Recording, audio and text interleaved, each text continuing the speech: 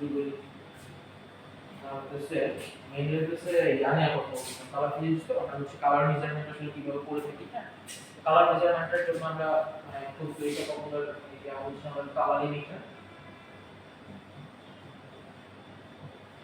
আর একটা হচ্ছে spectrophotometer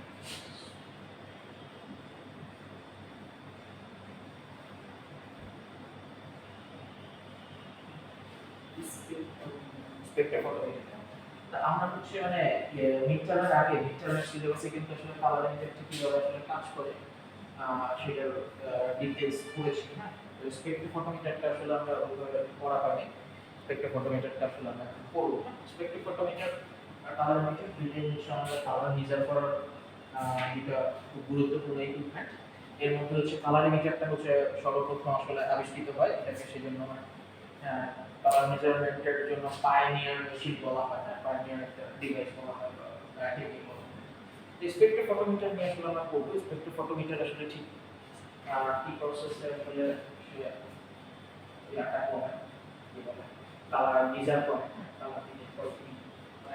colour মেজারমেন্টের main রিজনটা কি আমরা আসলে দেখতে চাই মানে একটা কি বলে একটা স্যাম্পল আসলে কালারটা ঠিক কি কারণ আমরা দেখলে আসলে চোখে বলে দিতে পারি যে এটা রেড এটা গ্রিন কিন্তু অবশ্যই রেড তো আসলে শুধু রেড না হাজার হাজার রেড আছে এখন ঠিক কি রেড কোন রেড এগুলো আসলে অনেক কিছু ডিফাইন করতে পারে আমাদেরকে হ্যাঁ তো সেগুলো সেই জন্য আসলে আমাদের এই কালার মেজারমেন্ট ইকুইপমেন্টস গুলো আমাদেরকে ব্যবহার করতে হবে আমরা কিন্তু এই যে কি বলে ডাটা কালার ইউজ করি ডাটা কালার ইউজ করে আসলে কালার মেজার করি তো ডাটা কালার কিন্তু আসলে স্পেকট্রোফটোমিটার বা স্পেকট্রোফটোমেট্রি টেকনিকটাই কিন্তু আসলে ফলো করে আচ্ছা স্পেকট্রোফটোমিটার আসলে কিভাবে কাজ করে সেটা আমরা একটু দেখি এটা দিয়ে আমি একটা লাইট দিই আসলে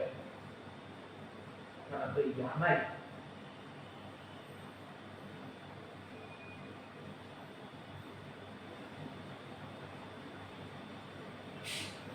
লাইট হয় হচ্ছে আমাদের একটু মনোক্রোম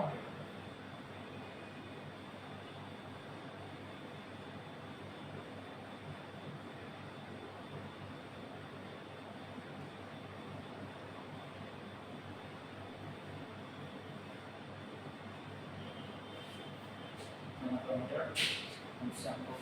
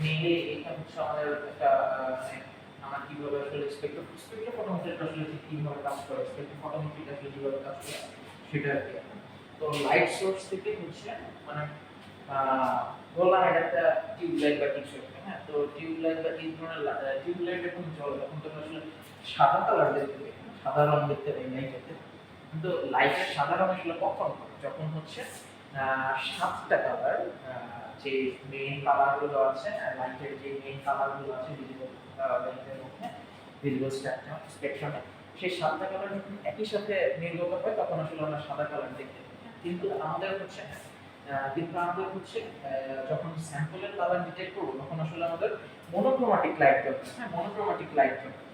মানে হচ্ছে এগুলা কিন্তু সাদা কালারটা কিন্তু আমাদের মনোক্রোমাটিক লাইট, এটা কিন্তু মিক্সড। এটা কিন্তু অনেকগুলো লাইটের সংমিশ্রণে আসলে আসে দেখে আমরা কালারটাকে সাদা দেখতে পাই। কিন্তু আমাদের মনোক্রোমাটিক লাইট দরকার, মানে একই রঙের লাইট দরকার, হয় লাল না সাদা নয়, সরি লাল না সবুজ বা নীল এরকম। তো সেইটার জন্য আমরা মনোক্রোমাটিক লাইট কিভাবে আসলে পেতে পারি, সেই জন্য মনোক্রোমাটিক লাইট পাওয়ার জন্য মাঝখানে একটা মনোক্রোমাটিক ব্যবহার করা হয়। মনোক্রোমাটিক আসলে মেইনলি হচ্ছে প্রিজমকে আমরা বলতে পারি একটা মনোক্রোমাটিক। প্রিজম আমরা পড়েছিলাম না যে এরকম থাকে, তাই না? প্রিজম, সেখানে লাইট করলে কি হয়, চারদিকে আসলে লাইট গুলো মানে সাতটা যে মেইন লাইট গুলো আছে সেগুলোতে ভাগ হয়ে যাবে, সেটা আমরা পড়েছিলাম। তো মনোক্রোমাটিক হিসেবে মেইনলি আমরা হচ্ছে একটা প্রিজম বা এই ধরনের কিছু একটা মনোক্রোমাটিক ব্যবহার করি। দেন হচ্ছে আমাদের একটা কনভার্টার, হ্যাঁ, কনভার্টারের মধ্যে আসলে মেইনলি আমাদের স্যাম্পলটা থাকে, না স্যাম্পলটা থাকে। এই যে মনোক্রোমাটিকের মাধ্যমে যে আমরা এখন একটা মনোক্রোমাটিক লাইট পেলাম, মানে একই রঙের একটা লাইট পেলাম, মানে একই রঙের যে লাইটগুলো পেলাম আলাদা আলাদা রঙ। এখন তো মানে সাদা মেইনলি তো ফার্স্টে ছিল একটা সাদা রঙ, মানে এটা তো আসলে মনোক্রোমাটিক লাইট না, সবগুলো লাইটের সংমিশ্রণ। তো আমরা পরবর্তীতে মনোক্রোমাটিক লাইট পেলাম। এই মনোক্রোমাটিক লাইটটা কি হয়? হ্যাঁ, আর প্লাস তো মনোক্রোমাটিক লাইট কি হলো, এখন আমাদের এই যে কম্পিউটারের মধ্যে হচ্ছে আমাদের স্যাম্পলটা থাকে, মনোক্রোমাটিক লাইট কি করলো, কম্পিউটারের যে স্যাম্পলটা আছে সেটার মধ্য দিয়ে ভেদ করে চলে গেল। লাইট তো আমরা জানি যে মানে ভেদ করে চলে যায়, লাইট তো ভেদ করে চলে যায়। জাস্ট যে যেসব অস্বচ্ছ জিনিসগুলো থাকে, হ্যাঁ, অস্বচ্ছ যেসব জিনিসগুলো থাকে সেগুলো বা সেগুলো বের করা হয়, হ্যাঁ, সেগুলো বের করতে পারে। আচ্ছা, ভেদ করে চলে গেল। এরপরে ডিটেক্টর, এখানে একটা ডিটেক্টর থাকে, ডিটেক্টরটা ডিটেক্ট করে যে মানে কতটুকু লাইট আসলে অ্যাবসর্ব হয়ে গেল বা কতটুকু লাইট আসলে আসলো এই পর্যন্ত শুরু করতে পারলো না। সেই ডিটেক্টরটা ডিটেক্ট করার পর অ্যাম্প্লিফায়ার দিয়ে ওই যে সিগন্যাল ডিটেক্টর যে ডিটেক্ট করলো সেটা সিগন্যালটা খুবই ফার্স্টে খুবই উইক থাকে, খুবই উইক সিগন্যাল থাকে। উইক সিগন্যাল তো আসলে স্ক্রিনে মানে শো করবে না, এত অল্প পরিমাণ ভ্যালু, মনে করেন 0.00001, হ্যাঁ, এরকম এই টাইপের ভ্যালু তো স্ক্রিনে শো করবে না, তাই না?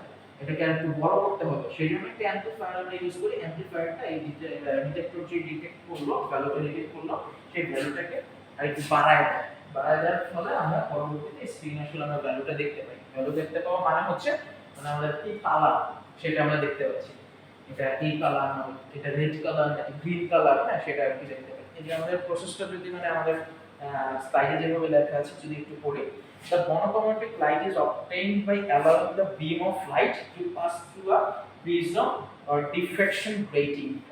তার মানে কি, যে আমরা যেটা বললাম যে মনোক্রোমাটিক লাইট আমাকে লাগবে, হ্যাঁ, মনোক্রোমাটিক লাইট আমরা কিসের মাধ্যমে পাচ্ছি? মনোক্রোমাটিকের মাধ্যমে। মনোক্রোমাটিক হিসেবে আমরা ব্যবহার করতে পারি হচ্ছে ডিফ্রেকশন গ্রেটিং এর ব্যবহার করতে পারি, বা প্রিজম, যে প্রিজমের কথা বললাম সেটা ব্যবহার করতে পারি। এরপরে লেখা আছে the monochromatic light is directed through a cavity containing the sample. এই যে মানে যে কাভারটা আছে সেটার মধ্যে আমার স্যাম্পলটা আছে, এই স্যাম্পলের মধ্যে দিয়ে কিন্তু ডিরেক্ট করা হয় আর মনোক্রোমাটিক লাইটটা, তাই না? আমরা সেটা দেখতে পাচ্ছি মনোক্রোমাটিক লাইটটা এটা ডিরেক্ট করা হয় ওইটার পাস থ্রু যেন করে। দেন দ্য এরপর কি হয়, and the light that penetrates the hits the photoelectric cell. penetrates করা বলতে মানে কি বুঝায়, স্যাম্পলটা আছে, স্যাম্পলের ভিতর দিয়ে যে লাইটটা চলে গেল না, যেটা স্যাম্পলটাকে পাস করে চলে যেতে পারবে না, তাই না? বললাম পাস করে চলে যায়। তো পাস করে যাওয়ার পরে কি হয়, এই ডিটেক্টর আসলে কতটুকু লাইট আসলে অ্যাবজর্ব করলো বা কতটুকু লাইট আসলে পাস করে এই পর্যন্ত আসতে পারলো সেই জিনিসটা ডিটেক্ট করে, না? সেই জিনিসটাকে ডিটেক্ট করার পর সেই যে ভ্যালুটা ডিটেক্ট করে সেই ভ্যালুটার মান খুবই ছোট হওয়ার কারণে অ্যাম্প্লিফায়ার ব্যবহার করা হয় যেন ভ্যালুটাকে আমরা আরেকটু বৃদ্ধি করতে পারি।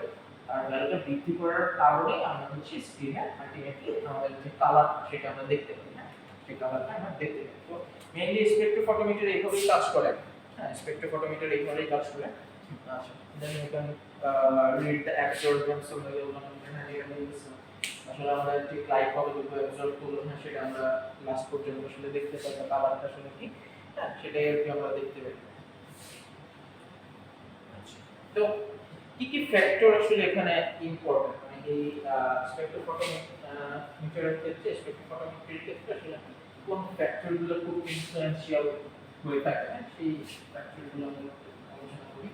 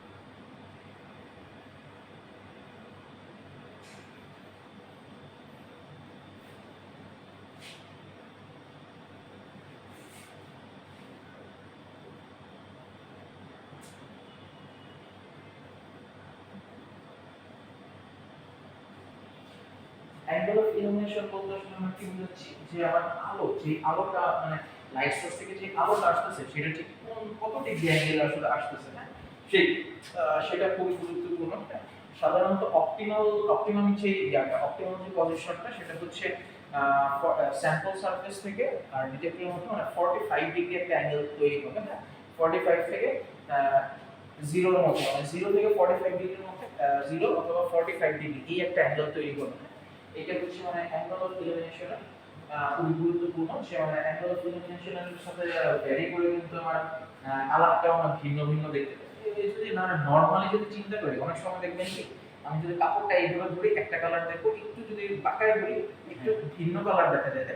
এটা কি হচ্ছে, কেন হচ্ছে, মানে এই যে লাইটটা তো এখন অ্যাঙ্গেল পরিবর্তন করে ফেলছে, হ্যাঁ লাইটটা অ্যাঙ্গেল পরিবর্তন করে ফেলার কারণে কিন্তু মানে রংটাও ভিন্ন ভিন্ন দেখা যাচ্ছে না।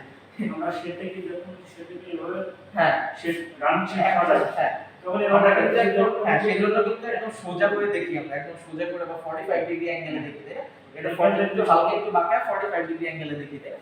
এটা খুবই গুরুত্বপূর্ণ। মানে এক এক অ্যাঙ্গেলে দেখতে আসলে কালারটা এক এক রকম দেখা যাবে, না? এরপর হচ্ছে আমাদের টাইপস অফ ম্যাটেরিয়াল।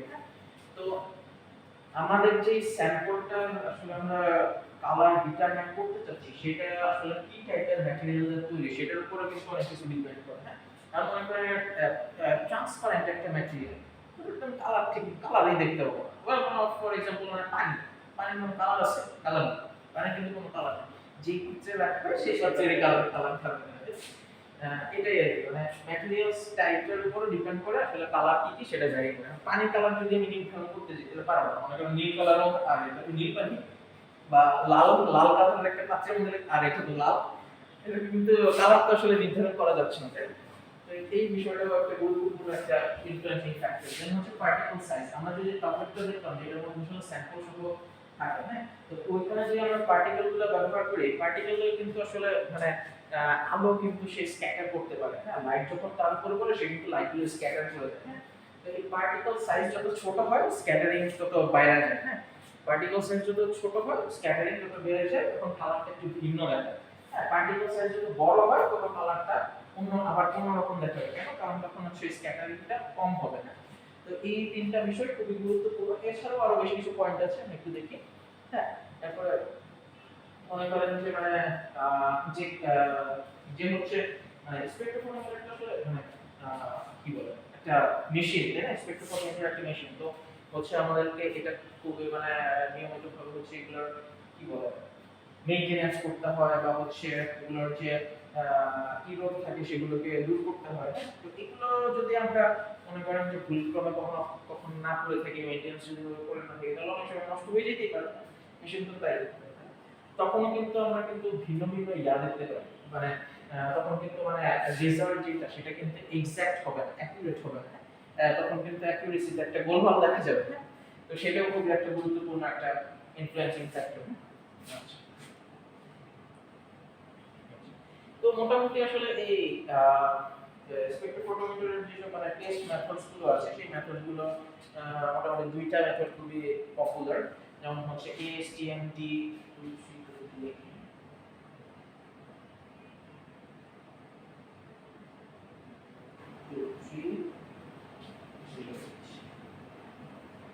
এটা একটা সেটা হচ্ছে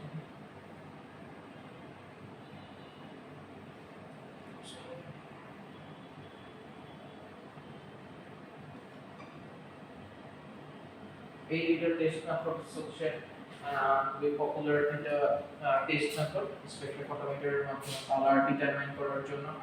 এবং স্পেকট্রোফটোমিটারের মাধ্যমে কালার ডিটারমাইন করার জন্য আমরা যে স্পেসিমেনটা ব্যবহার করব বা যে স্যাম্পলটা আসলে আমরা কালার ডিটেক্ট করতে চাই সেটা কিন্তু একটা কন্ডিশনিং এর প্রয়োজন আছে। হ্যাঁ, আমরা যে অ্যাপারেল যখন করতেছিলাম তখন বলছিলাম যে মানে আমরা এই অ্যাপারেল 1 যখন করতেছিলাম তখন আমরা বলছিলাম যে কাটিং করার আগে ফেব্রিকটা স্প্রেড করার আগে ফেব্রিক কিন্তু কিছুক্ষণ একটা জায়গায় রেখে দেয়, তাই না, রিল্যাক্সেশনের জন্য। এটা কিন্তু একটা কন্ডিশনিং, ওটা কিন্তু একটা কন্ডিশন। তো স্পেসিমেন যখন আমরা টেস্ট করব এই স্পেকট্রোফটোমিটারের মাধ্যমে, হ্যাঁ, কালার মেজারমেন্টের জন্য, তখন অবশ্যই আমাকে সেই স্যাম্পলটা কন্ডিশন করতে হবে, হ্যাঁ, রিল্যাক্স করার বা রিল্যাক্স করতে হবে। হ্যাঁ, তো রিল্যাক্স করার জন্য আমাদের কন্ডিশনটা আসলে কি রকম, এনভায়রনমেন্টটা কি রকম হতে হবে? এনভায়রনমেন্টটা হতে হবে আমাদের 23 ± 2 ডিগ্রি সেলসিয়াস, টেম্পারেচার হতে হবে 21 থেকে 25 ডিগ্রি সেলসিয়াসের মধ্যে, এবং আমাদের রিলেটিভ হিউমিডিটি হতে হবে 45 থেকে 55% এর মধ্যে। হ্যাঁ, রিলেটিভ হিউমিডিটি হতে হবে 50 ± 5%, হ্যাঁ, এর মধ্যে হতে হবে। এবং এই টেস্টটা করার আগে স্যাম্পল অবশ্যই মোটামুটি 40 ঘন্টার মতো কন্ডিশনিং করতে হবে।